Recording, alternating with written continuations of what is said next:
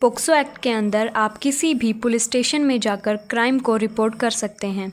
24 घंटे के अंदर पुलिस बच्चे को CWC यानी कि चाइल्ड वेलफेयर कमेटी के सामने प्रोड्यूस करता है। अगर पुलिस को लगता है कि बच्चा अपने घर पर सुरक्षित नहीं है तो 3 दिन के अंदर CWC बच्चे के रहने की जगह को फाइनल करता है। अगर बच्चे के साथ इंसिडेंट घर पर हुआ है तो उसे चिल्ड्रन होम में शिफ्ट किया जाता है। बच्चे को तुरंत SJPU यानी कि स्पेशल जुवेनाइल पुलिस यूनिट की प्रेजेंस में हॉस्पिटल ले जाया जाता है और डॉक्टर से जांच कराई जाती है। अगर विक्टिम लड़की है तो उसे एक लेडी डॉक्टर ही चेक करती हैं। उसके बाद विक्टिम और उसके फैमिली मेम्बर मैजिस्ट्रेट के सामने अपना स्टेटमेंट रिकॉर्ड करते हैं। अगर बच्चे को काउंसलिंग की ज़रूरत है तो CWC एक काउंसलर प्रोवाइड करता है। अगर सर्वाइवर और उसके घर वालों को ऑफिस वर्क का कोई नॉलेज नहीं है तो ऐसे में उन्हें एक गाइड प्रदान किया जाता है जो पूरे केस के दौरान उसके साथ रहकर उनकी मदद करता है। स्पेशल कोर्ट को 1 साल के अंदर यह केस ख़त्म करना होता है।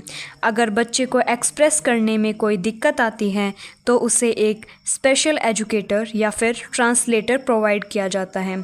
विक्टिम को क्रिमिनल के फेस टू फेस आने नहीं दिया जाता। पोक्सो रूल के अंतर्गत विक्टिम को सरकार से कंपनसेशन मिलता है।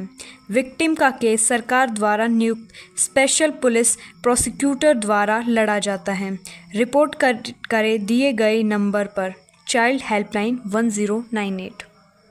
आइए पोक्सो एक्ट पर एक और नई कहानी देखते हैं। इसमें भी पात्र व नाम काल्पनिक है परंतु सच्ची घटना पर आधारित है।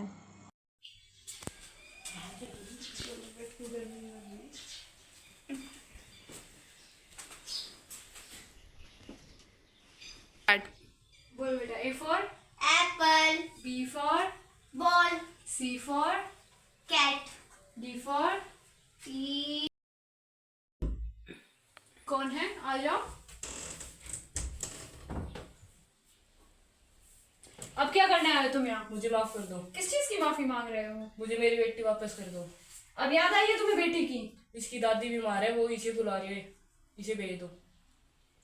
जाना चाहोगे तुम इनके साथ? नहीं। चलो बेटा, तुम्हारी दादी की तबीयत खराब है, वो बुला रही है। नहीं। कोई बात नहीं बेटा, जाओ। तुम्हारी दादी को तुम्हारे साथ रहते हैं, कोई बात नहीं। जाओ। माँ मैं नहीं जाऊंगी। कोई बात नहीं बेटा, जाओ। माँ मैं नहीं जाऊंगी इनके साथ। माँ मैं नहीं जाऊंगी। कौन है? मैं हूँ बेटा, तुम्हारा पापा। पापा ये आप क्या कर रहे हो?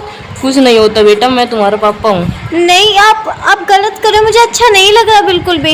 बेटा, जैसे तुम्हारे अंदर हार्मोन चेंज होते हैं वैसे ही हमारे अंदर भी हार्मोन चेंज होते हैं।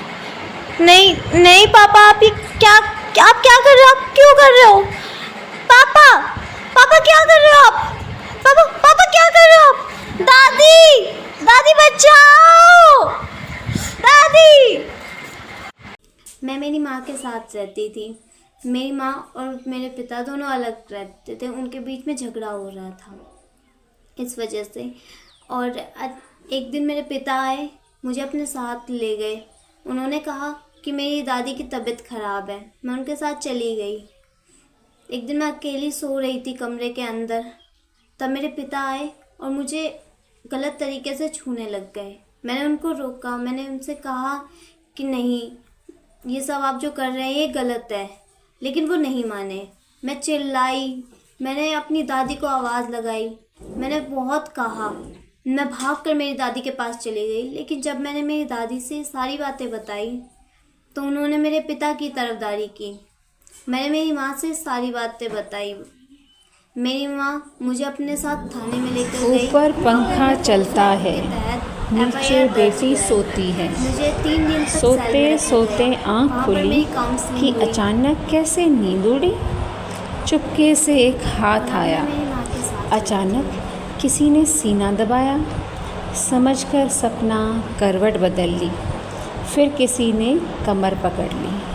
सहमी सिसकती नींद से जागी, उठी फटाफट और दूर को भागी। नाकाम रही, पकड़ा था कसकर, बड़े से हाथ को मुंह पर रखकर।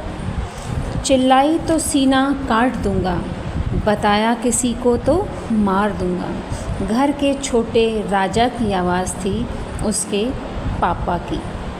दर्द से सहम सिसकी सांस रख रही तड़पती पूरी रात। गिराए आंसू दया न आई, उखड़ा जिस्म पर कुछ न कर पाई। फिर जब जब पापा आते थे कहीं दूर छुप जाती थी, पर इज़्ज़त का दाग था ऐसा कभी नहीं कह पाती थी।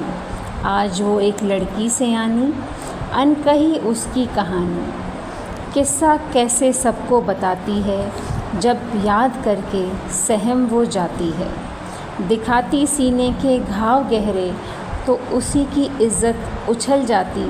सुनाओ कहानी सबको ये लड़की को माल नहीं, मान समझना मत सहना जिस्म पे हाथ किसी का।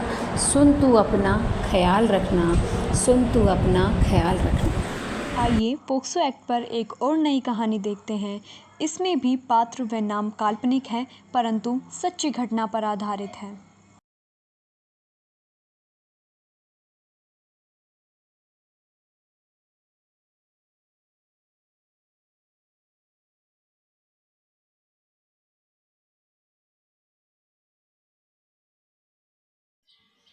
आइए आइए बहन जी बैठिए।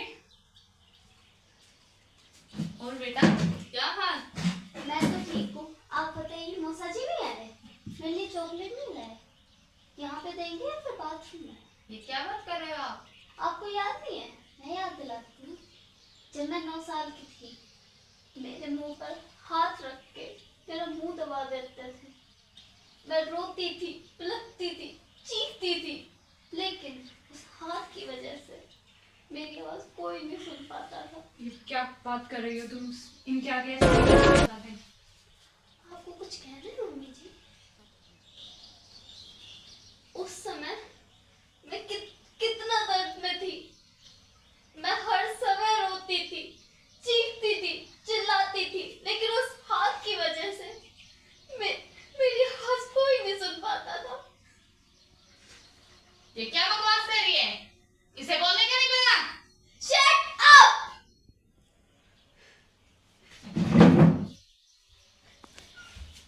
ये तुम क्या बात कर रही हो?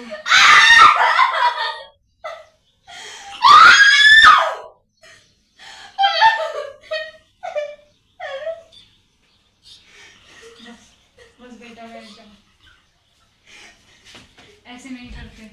20 हाँ, ऐसा ही तो होता है। ऐसा ही तो होता है यहाँ। Don't cry. Don't cry. Be sensible. What sensible? I don't want to be sensible. I'm stupid. I remain to be stupid.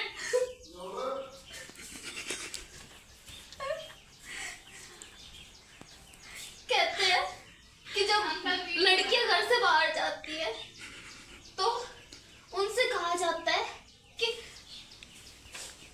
Careful रहना। बाहर के लोग बहुत बुरे होते हैं, लेकिन किसी ने ये भी नहीं बताया कि घर के अंदर के लोग भी बुरे होते हैं। उनसे भी केयरफुल रहना चाहिए।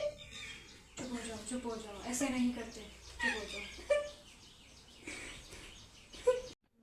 जैसे सेक्शन 6 है, इसमें वो भी जो बच्चे होते हैं उनके साथ छेड़खानी करना, बैड टच करना, बैड इंटेंशन से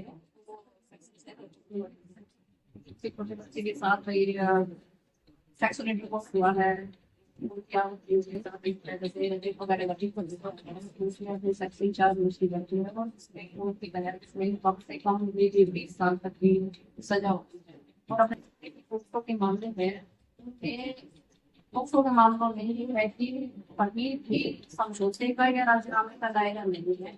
अगर एक बार अपराध घटित हो जाता है तो इसमें कोर्ट ट्रायल के बाद आरोपी को सजा मिलती है। ये नहीं है कि भाई इस तरह इस बीच में कोई छेड़छाड़ की जाएगी, गवाह को दबाया जाएगा, रुकाया जाएगा। ये जो पोक्सो एक्ट बच्चों के लिए बनाया गया है, ये बहुत ही फायदेमंद है और इसका प्रावधान बहुत ही अच्छा है।